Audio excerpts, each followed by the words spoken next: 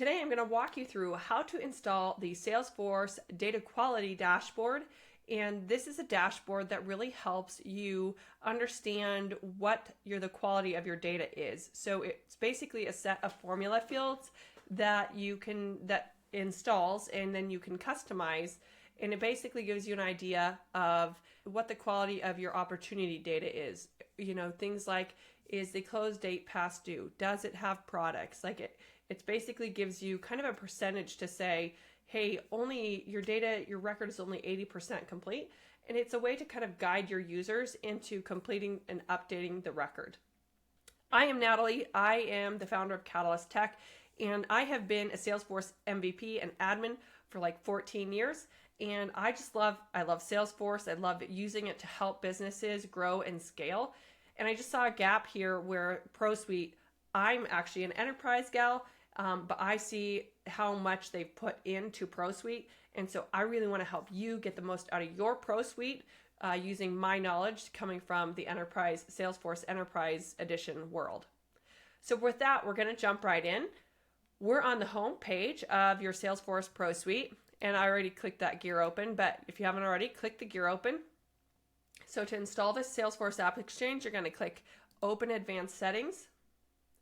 On this quick find in the left, you're going to start to type Install Packages. And then over here on the right, you can see this App Exchange big icon and button. You're going to click that. And then we're going to type in Data Quality. And it's this icon, it's this Labs, Salesforce Labs. It's built by Salesforce Labs. It's free. And so you can see it doesn't have necessarily the best scores, but I'm just telling you, I think it's a great base to start off with. And I find it super helpful, especially once you customize it. We're going to click Get It Now. Now it's going to ask me which org I want to install it in. This is the one I want. I'm going to install this in production. Confirm here. All right, now it's going to ask me for my user credentials. So I'm going to pause here and I'll be right back with you once I've entered them. All right, now it's going to ask me, I was installing a different package. It had me, the previous one, it had me log in twice. So if yours does that, don't worry, just log in again and it should take you to this page. So in this case, I want my users to see all these fields. So I'm going to go ahead and click Install for all users. And you can see this at the top. It's saying, what if it's installing something with the same name? I actually would change. I would say rename it so that we make sure to get everything installed. Okay, now this is going to run. Sometimes if it takes too long, it's going to tell you, hey, we're going to send you an email once this is done installing. But otherwise, we'll just give it a minute here and I'll be right back and when it's ready. And actually this one installed completely in front of us. So this is perfect. We hit done and it should take us back into Salesforce. And here we can see all of the apps that we've installed. And here is our data quality analysis app Exchange app. If I want to see what it all installed, I can click on it like I did. And then you click this View Components. And it will give you a big long list. You can see all these reports, and then it's created all these custom fields on the lead, on the contract, opportunity account, contact. So all those different fields it's created, which is great. And you can see here that it's a data quality score. There's a data quality description. And I thought there was maybe one more, but those are the main ones that we're going to look at. So let's go in and we're going to customize the one on the opportunity. So we go to our object manager. I just love my quick finds, so I always search. You can always scroll and find it, but either way, click into your opportunity, click into the fields, and then we're just going to type again. We're going to search and look for data quality. So you can see these two. Let's open them up in different tabs. Okay, so there's data quality. Oops, hold on. All right, so I got back open these two fields here. Okay, so there's a data quality score and a data quality description. And so I love this because in the user interface, let's go to one. Actually, I think I have to add it to the field. So I'm going to add it to the field. Because I'm doing this with you live, I'm going to add a couple of these fields to the page layout, and then so I can show you what they'll look like, and then we'll come back in and customize them. Okay, I added it quick here, and so I'm on this opportunity, and when I scroll down, so this is what you can see. So you can see that it's saying this data quality score is 40 because it's missing. And that's what I love about this, is it's telling the user what needs to be completed so that it's not such a low score. It's missing type, lead source, and next steps. And so if you can obviously add with me, you're thinking, okay, that's 3 fields. If it's like 10 points each, that's not 100. So we want to go back and understand how this field is being calculated. So we're going back to this data quality score. This is our field, and it's telling us, and I like to play with these so that I can easily see what it's putting together. So I edit it so I can see all my if statements here. And again, you don't have to, this is one of the first ways in which I learned about formula fields. So I just think it's such a great, simple way to kind of come in and tweak and modify.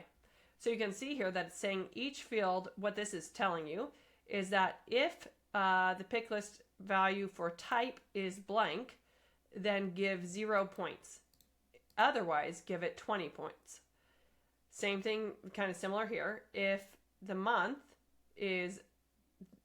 length of it's calculating for month, it's saying length of the month is 0, then 0 points, otherwise 20.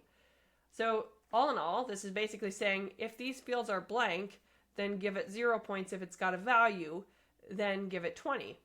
And so one of the things that I liked to do, for example, is I would come in here and do an OR. If the close date is either equal to 0, and then I put a comma here and I say or, I have or over here, right? And sometimes again, let's just space this out so you can see it. Or I want to say if close date is less than today. So that basically means if the close date is either blank or it's less than today, then also give it a 0, because to me, if this opportunity is expired, then I don't want to give my users points, because that means that their data is not up to date. Now, something else that you might also consider adding in here is that that you can do something where it says unless the opportunity is closed, because obviously if your opportunity is closed, then you can still give them points. So, but we're going to keep it simple for now. This is how we're going to do that, and we just hit save. But now we need to fix our opportunity over here, because these are our description field. So these are tightly related. So I'm going to go ahead and hit edit. And we'll come down here and look at the same thing. So again, I like to space this out so I can see what it's saying. If it's 100, then actually it's saying all opportunity details captured. And then here it tells us missing if. And so I just kind of come down and I put all the ifs on their own line so that I can read it. Okay, let's space them out once, because these spaces, it'll ignore the spaces. So, okay. So now, remember we did, though, so I actually, for ease of purpose of like this, and frankly, to make sure it's exactly right, I would tend to copy this and put it, actually, so we just want our argument here.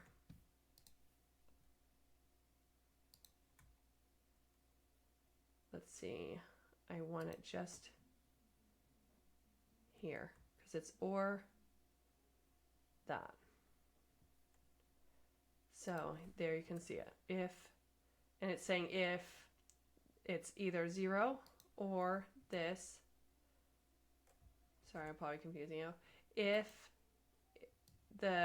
it's blank or if it's less than today, then show that the close date needs updated.